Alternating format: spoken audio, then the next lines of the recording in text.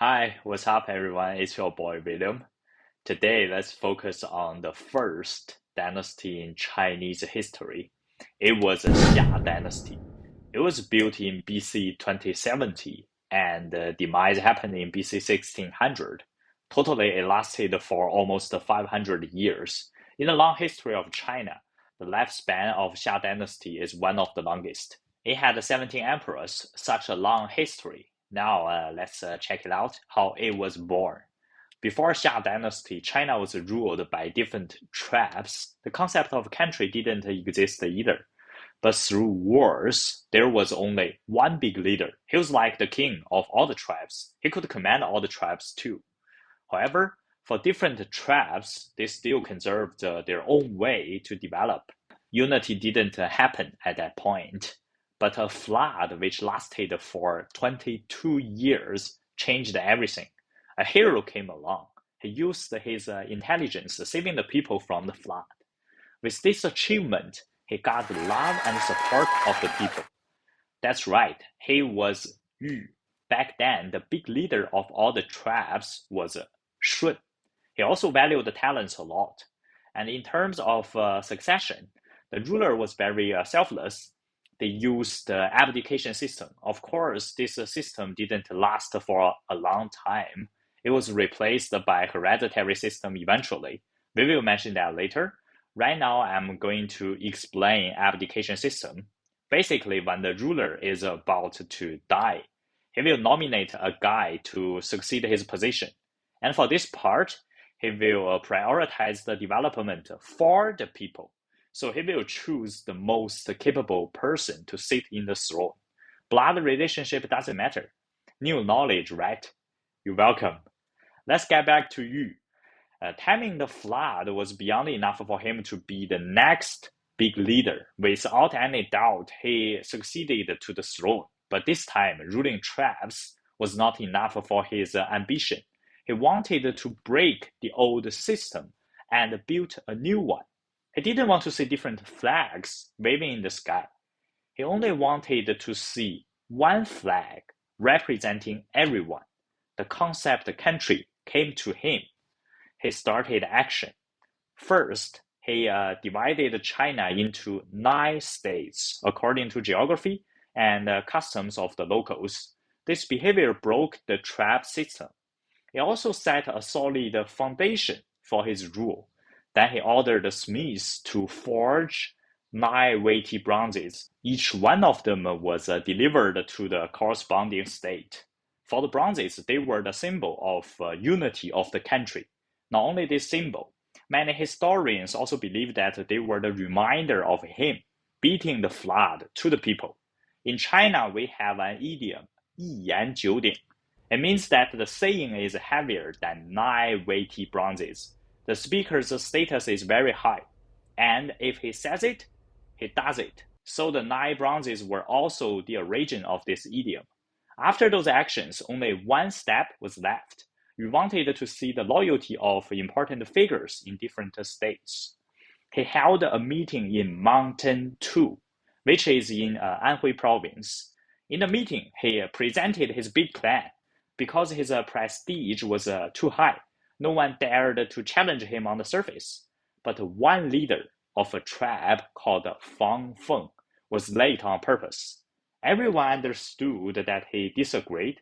Facing this situation, Yu was very decisive. He executed him on the spot. In those people's eyes, Yu was very smart and selfless. But this time, they saw another side of Yu. He intimidated everyone. From this point, Yu was everyone's king. Then he named the new union Xia dynasty. He chose Yangcheng as the capital. Yangcheng is in Henan province. He also ordered all the states to pay tribute to him. This was the first time the tribute system appeared in history. Of course, the affiliated tribes needed to pay tribute to the big tribe in the past, but that only happened once in a while, unless the big leader asked. This time, you changed it. When you pay, you must meet the required amount of tribute. Besides this, you also need to pay it regularly. Just like I said, it was a tribute system. All the things said by him were inherited by the following dynasties. Then when Yu was old, he started thinking about who should be his successor. In his opinion, his family has done so many things for the people, for the country. His family deserves to keep ruling. But succession-wise, people preferred to use abdication system, and they were using it at that point. Abdication system was also the reason why he could become the king and build Xia dynasty in the first place. Definitely he couldn't overturn it. That might cause the rebellion of the people, so he used another approach. On the surface, he chose Bo Yi to be the next ruler. However, he gave the command of the troops to his son, Xia Qi. He also let his son take charge of tribute system. Basically, Xia Qi was invincible. At this point, only one obstacle was left. That was the people. Xia Qi was very smart. He and his supporters started spreading the rumor about Bo Yi's incompetence. Gradually, Bo Yi's prestige kept declining.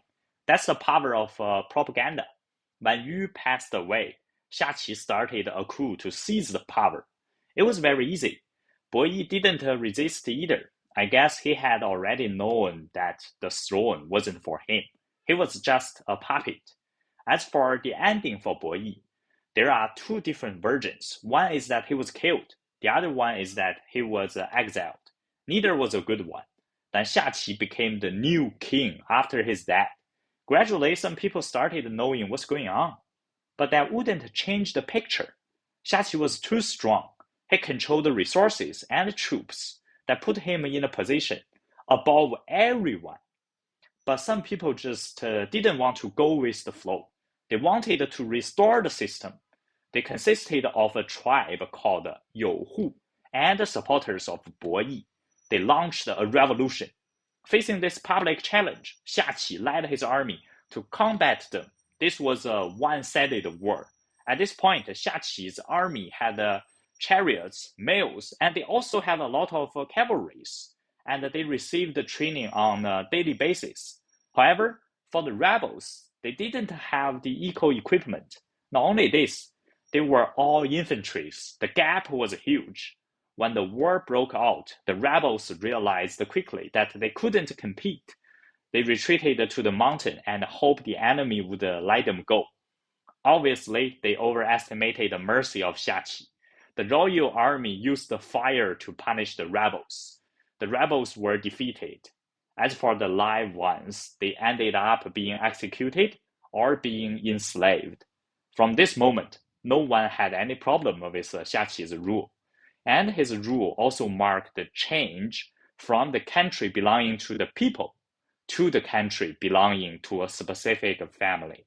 No abdication system anymore, only hereditary system. In my opinion, the founding of Xia dynasty was the rise of Yu's family too. The first famous guy in this family was Gun, who was Yu's father. By the time the flood broke out, Gun was appointed to deal with this problem by the big leader of all the tribes first. But he couldn't get it done, so he was exiled. A tragedy for him and the whole family. Then this big responsibility was on Yu. He learned from his dad's failure and used new approaches to tame the flood. This helped him gain a lot of respect from the people. He also seized this chance to reach the top. Xia dynasty was born. This was not enough. He wanted his family to retain the legacy. He supported his son to control the whole country. On the surface, he chose another guy to act as his successor instead. When he died, his son succeeded to the throne very easily. Yu's family was also the first royal family in China, but there were ups and downs for them as well. We will focus on that later. Anyway, thank you for your attention, and I hope you guys enjoy it. See you next time. Cheers.